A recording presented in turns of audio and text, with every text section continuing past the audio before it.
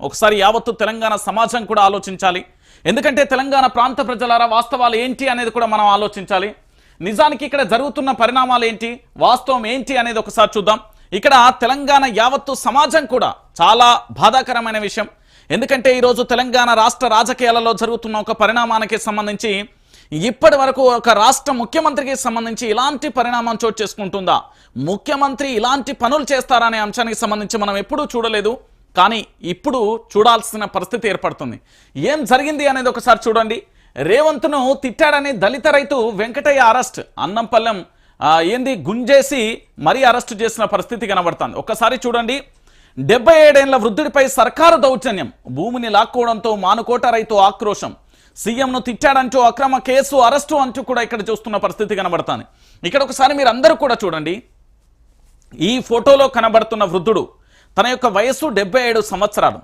తన భూమి లాక్కోవడంతో మానుకోట రైతు ఏం చేసిందంటే తాను అక్కసును, ఆక్రోశాన్ని, కోపాన్ని కట్టలు తెంచుకొని పూర్తి స్థాయిలో బయట పెట్టిన పరిస్థితి కనబడుతుంది. అయితే సీఎంను తిట్టాడంటూ అక్రమ కేసు పెట్టిళ్ళు, దాంతోపాటు అరెస్టు చేసిళ్ళు. ఊళ్ళల్లో పోయి ఏప చెట్టు కిందనో, మర్రి చెట్టు కిందనో, 4 బాటల కాన్నో, లేకపోతే బస్టాండ్ కాన్నో, బొడ్రాయి కాన్నో ఏందన్నా గూకొని మనం మాట్లాడితే ఎన్ని పచ్చిబూతులు వస్తాయి. అధికారంలో ఏ పార్టీ ఉండనిగాక, ఏ వ్యక్తి ఉండనిగాక. ఎందుకంటే గ్రామీణ ప్రాంతంలో వాళ్ళు మన తెలంగాణలో మాట్లాడేదే చాలా వరకు ప్రతి ఒక పదానికి సంబంధించి ఏదైనా ఒక సెంటెన్స్ను పూరిస్తే పూర్తి స్థాయిలో దాంట్లో ఎక్కడొక్కడ వెతికితే బూతు పదాలు ఎక్కువ కనబడతాయి. కానీ అది తెలంగాణ రాష్ట్రానికి సంబంధించి ఎప్పటి నుంచో అది మనం వాడుతున్న భాష. అయితే ఇక్కడ విషయం ఏంది అంటే తన భూమిని లాక్కోవడంతో తాను ఆక్రోశాన్ని వెలగక్తే ఈ 77 ఏళ్ల వృద్ధుడి మీద కేసు పెట్టి అరెస్ట్ చేసిన పరిస్థితి కనబడుతుంది. ఒకసారి చూడండి. రెక్కలు ఇరిచి పోలీసులు పట్టుకుపోయినరు. రేవంత్ను ఏమో అన్నాడట అని బెదిరించారు. ఎక్కడికి తీసుకుపోయినరో చెప్పమంటే చెప్పట్లేదు. ఆయనకు ఏమన్నా జరిగితే రేవంత్దే బాధ్యత. దర్శనం వెంకటయ్య భార్య లక్ష్మి కన్నీరు మున్నీరు అవుతున్న పరిస్థితి కనబడుతుంది. ఒకసారి ఇదంతా చూద్దాం. నిజమేంటి, అవాస్తవం ఏంటి అనేది కూడా తేల్చే పనిలో పెడదాం. ఒకసారి ఇక్కడ చూడండి. ఇనుగుర్తికి సంబంధించి ముఖ్యమంత్రి రేవంత్ రెడ్డిని తిట్టాడన్న కారణంతో 77 ఏళ్ల దళిత వృద్ధుని సిసిఎస్ పోలీసులు లాక్కెళ్లిన ఘటన మహబూబాద్ జిల్లా ఇనుగుర్తి మండలం చిన్న ముప్పారంలో బుధవారం కలకలం రేపింది. చిన్న ముప్పారానికి చెందిన దర్శనం వెంకటయ్య గతంలో 3 ఎకరాల అసైన్డ్ భూమి ఉండేది. అందులోనే వ్యవసాయం చేసుకుంటూ వృద్ధ దంపతులు జీవనం సాగించేవారు. ఈ భూమిని ప్రభుత్వం లాక్కుంది. దీంతో వారికి బ్రతుకుదెరుగు లేకుండా పోయింది. ఈ క్రమంలో ప్రభుత్వానికి తన సమస్యను విన్నవించుకునేందుకు ఇటీవల హైదరాబాద్ వెళ్లాడు. అక్కడ యూట్యూబ్ ఛానల్లో మాట్లాడుతూ రేవంత్ సర్కార్ తీరుపై మండిపడ్డాడు. ఇది కాస్త సోషల్ మీడియాలో వైరల్ గా మారింది. ఈ వీడియోను పోస్ట్ చేశారన్న కారణంతో ఇటీవల మహిళా జర్నలిస్టులకు సంబంధించి కూడా అరెస్టు చేయగా ఇటీవలే వారు కూడా విడుదలయ్యారు. అయితే అనుచిత వ్యాఖ్యలు చేశాడన్న కారణంతో వృద్ధుడిపైన హైదరాబాద్ సైబర్ క్రైమ్ పోలీసులు కేసు నమోదు చేశారు. అయితే బుధవారం మధ్యాహ్నం వ్యవసాయ పనులు ముగించుకొని వచ్చి వృద్ధ దంపతులు అన్నం తింటుండగా మత్తులో వచ్చిన పోలీసులు వెంకటయ్యను అరెస్టు చేసి తీసుకెళ్లారు. అతన్ని హైదరాబాద్ కు తరలించినట్లుగా సమాచారం అంటూ కూడా చూడొచ్చు. మేము తోట ఎండబోసి వచ్చినాక నా భర్త అన్నం పెడుతున్నా, అయినాకనే తింటుండగా 3 వచ్చిర్రు. ఒక ఆయన పోలీ డ్రెస్ మీద ఉన్నాడు, ఇద్దరేమో తెల్ల బట్టలు వేసుకున్నారు. వచ్చుడే రావయ్యా రా, నువ్వేనట కదా రేవంత్ రెడ్డినేమో అన్నవట కదా అనుకుంటా తినే పళ్ళ్యాన్ని గుంజి పెట్టి అటో రెక్క ఇటో రెక్క పట్టుకొని తీసుకొని పోయారు. ఎక్కడికి తీసుకుపోతుర్రు, ఏంది సంగతి, నా ముసలోడు బువ్వ తినకుండా తీసుకుపోయిర్రు ఎందుకు అడిగిన నాకేం చెప్పలే. నా భర్తను తీసుకొని కార్లు వేసుకొని పోయిర్రు. ఇక నేను ఏడ్చుకుంటా ఇంట్లో కానికి వచ్చిన నా భర్తకు బీపీ ఉన్నది, షుగర్ ఉన్నది. ఇక పూర్తి స్థాయిలో ఏమో తలకాయ కూడా మంచిగా లేదు.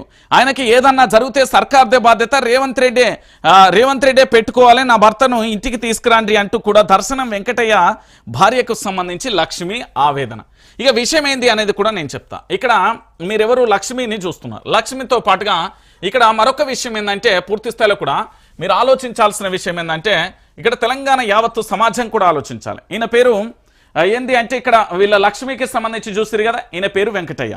అయితే ఇక్కడ విషయం ఏంది అంటే ట్విస్ట్ ఏంది అంటే తెలంగాణ సమాజం కూడా ఆలోచించాలి. ఇప్పుడు అసైన్డ్ భూమికి సంబంధించి తనకున్నది ఏది, అప్పుడు ఇందిరాగాంధీ ప్రభుత్వం ఇచ్చిందో మరెవరు ఇచ్చిర్రో అనుకుందాం. అక్కడ అసైన్డ్ భూమికి సంబంధించి 3 ఎకరాల భూమి ఉన్నది. ఈ వెంకటయ్య 3 ఎకరాల భూమిని సాగు చేసుకుంటూ తాను ఏం చేస్తున్నాడంటే 3 ఎకరాల భూమికి సంబంధించి పూర్తి స్థాయిలో పంట సాగు చేసుకుంటూ ఉంటున్న క్రమం మనం చూసాం. సో ఈ 3 ఎకరాల భూమిలో భాగంగా తాను వ్యవసాయ పనులు చేసుకుంటూ జీవనం కొనసాగిస్తున్నారు. కాంగ్రెస్ ప్రభుత్వం వచ్చిన తర్వాత ఆ అసైన్డ్ భూమిని లాక్కున్నది. ఇప్పుడు బువ్వ పెట్టే భూమిని లాక్కుంటే ఎవరికైనా ఆక్రోశం కాదు, ఒళ్ళు బగబగ మండుతుంది. పుండు మీద కారం జల్లితే ఎట్లుంటారో మనుషులు కూడా గట్లనే ఉంటారు, అది అందరికీ తెలిసిన విషయమే. ఈరోజు వెంకటయ్య పరిస్థితి కూడా గదే అయింది. అరే నాకు భూమి ఇచ్చిర్రు, అసైన్డ్ భూమిని మేము దున్నుకుంటున్నాం, 3 ఎకరాల భూమి ఉన్నది, మేము సంతోషంగా ఉన్నాం, ఇలాంటి సమయంలో మా అసైన్డ్ భూమిని ఎట్లా లాక్కుంటారు అంటూ వెంకటయ్య ఆక్రోశాన్ని వెలగెక్కిండు. ఈ ఆక్రోశాన్ని వెలగక్కితే ఏమైంది అంటే తెలంగాణ రాష్ట్ర వ్యాప్తంగా పూర్తి స్థాయిలో కూడా ఈయన ఏంది అంటే కొద్దిగా ఇక ముసలోళ్ళు వృద్ధులు అంటే మన అందరికీ తెలిసిన విషయమే. ఇక వాళ్ళు మాట్లాడే భాష ఎట్లుంటుంది, మామూలుగా ఉండదు, ఇక పచ్చిబూతులే కనబడతాయి. అలా ఇప్పుడు వృద్ధులను కదిలిర్రి గ్రామీణ ప్రాంతాలల్లో ఇప్పుడు ఒరే ఇట్టారా అన్నదానికి వాళ్ళు మాట్లాడే ఇంకో పదాన్ని ఆలోచిస్తే మాత్రం భయమే అవుతుంది, అన్ని బూతు పదాలే వస్తాయి, అది వాస్తవమైన విషయం. సో ఇక్కడ వెంకటయ్యకి సంబంధించి తన 3 ఎకరాల భూమి ప్రభుత్వం గుంజుకున్నది. ఈ అంశానికి సంబంధించి అనేక ఆఫీసుల చుట్టూ తిరిగినా లేదా హైదరాబాద్కు సంబంధించి పలు చోట్ల తిరిగినా కూడా ఎక్కడ న్యాయం జరగకపోవడంతో కన్నీరు మున్నీరవుతూ ఆక్రోశంగా ఒక ఛానల్కి సంబంధించి చెప్పే ప్రయత్నం చేసిండు. చెప్పే ప్రయత్నంలో భాగంగా తనకున్న ఆవేశంలో ఇష్టానుసారంగా ఇప్పుడు మన గెట్ల పంచాయతీ అయితే, ఇండ్ల పంచాయతీ అయితే, రోడ్డు పంచాయతీ అయితే, వాడల పంచాయతీ అయితే, ఇక ఊళ్ళల్లో ఆ సుప్రభాతం మనం వినలేము, చెవులలోకి వెళ్ళి రక్తం వస్తుంది, మీ అందరికీ తెలిసిన విషయం. సో అదే భాషను ఆయన ఏం చేసిందంటే ఇక్కడ వాడింది. ఆ భాష వాడడంతో పూర్తి స్థాయిలో ప్రభుత్వానికి సంబంధించిన సిసిఎస్ పోలీసులు వచ్చి ఆయనను అరెస్టు చేసుకొని పోయింది. అయితే ఈ అరెస్టు చేసుకుపోవడానికి కారణం ఏంటి, తన 3 ఎకరాల అసైన్డ్ భూమిని ప్రభుత్వం గుంజుకున్నదనే కారణం. దాంతోపాటు తాను మాట్లాడుతున్నది ఏంది అంటే తన బాధను వెళ్ళగక్కడం. మూడోది ముఖ్యమంత్రి గారికి సంబంధించి పూర్తి స్థాయిలో వారి మీద అంటే ముఖ్యమంత్రి గారికి సంబంధించి వ్యక్తిగతంగా వారి కుటుంబ సభ్యుల మీద గతంలో తిట్టిన వీడియో. ఇక మరొక బాధాకరమైన విషయం, సరే తిట్టిండు, కేసు అయింది, పోలీసులు వచ్చేలు చేతులు అన్నం పల్లెం ఉంచి అన్నం పల్లెని పక్కన పెట్టి షెరో రెక్క పట్టుకొని గోసుకుపోయాలట. ఆయనకు షుగర్ ఉన్నదట, బీపీ ఉన్నదట, ఇదివరకే తలకాయ మంచిగా లేదట. అంటే 3 అనారోగ్య సమస్యలు ఉన్నాయి, నా భర్తకి ఏమన్నా అయితే మాత్రం రేవంత్ రెడ్డిదే బాధ్యత అంటూ వాళ్ళ భార్య కూడా చెప్పిన పరిస్థితి కనబడుతుంది.